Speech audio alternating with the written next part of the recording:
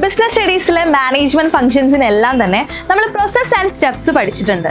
Process and steps പഠിക്കുന്ന സമയത്ത് നമ്മൾ ഓർഡറിൽ പഠിക്കേണ്ടതായിട്ടുണ്ട് അല്ലേ?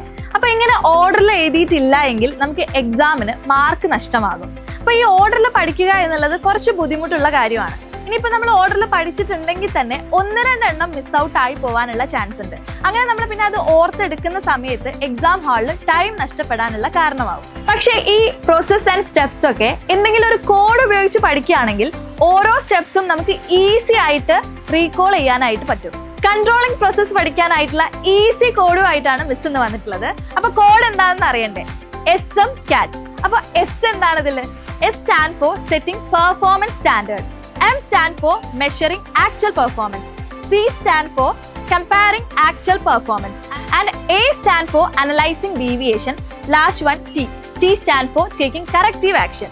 അപ്പോൾ ഇത്തരത്തിലുള്ള കോഡ് ഭാഷ ഉപയോഗിച്ച് പഠിക്കുകയാണെങ്കിൽ നിങ്ങൾക്ക് ഓരോ കാര്യങ്ങളും വളരെ ഈസി ആയിട്ട് റീകോൾ ചെയ്യാനായിട്ട് സാധിക്കും. അപ്പോൾ ഇത്തരത്തിലുള്ള കോഡ് ഭാഷകളും ടെക്നിക്കൊക്കെ ഉപയോഗിച്ചുകൊണ്ട് കൊമേഴ്സ് പഠനം ഈസി ആക്കാൻ നിങ്ങൾ IIIയുടെ +2 കൊമേഴ്സ് ചാനൽ സബ്സ്ക്രൈബ് ചെയ്യുക. അടുത്ത വീഡിയോ ആയിട്ട് കാണാം. ബൈ.